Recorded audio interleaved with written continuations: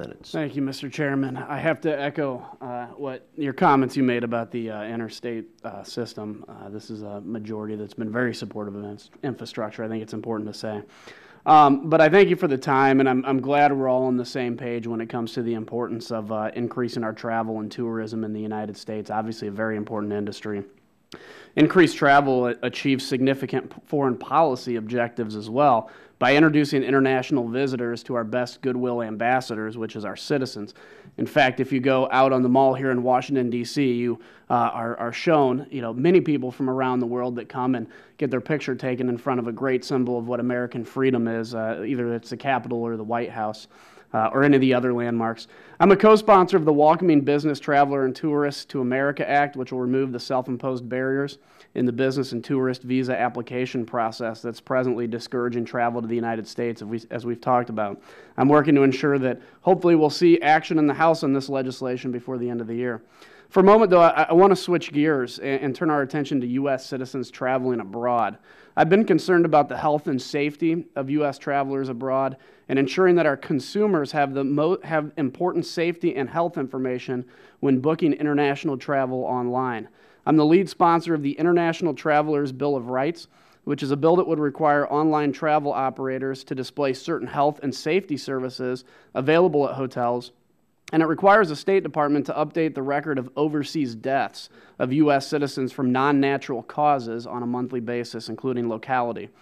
It's so much easier for consumers to book foreign travel online, and they may or may not be aware of the safety and health problems at a particular hotel or region that is present without this information. So my first question is to Ms. Harrison and Mr. Freeman. Do you believe that consumers have enough information when booking foreign travel at a hotel that is not U.S. owned or U.S. based? I'm not sure that I have the expertise to speak on that, but this has come up before, and our feeling is that you're able to contact if you go online and you book a hotel room at one of our hotels overseas, you are also able to contact that hotel and ask those pertinent questions that may concern you and may worry you.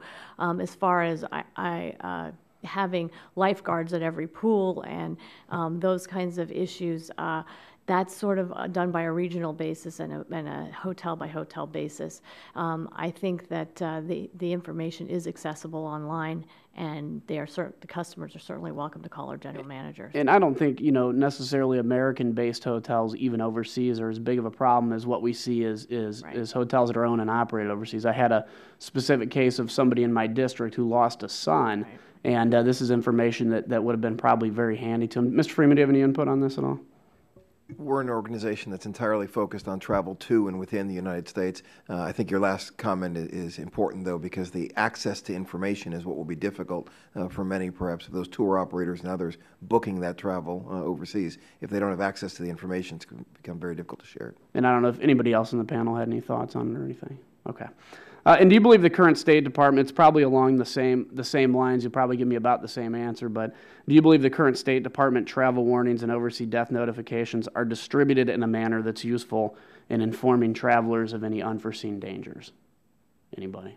Same basic answer on that.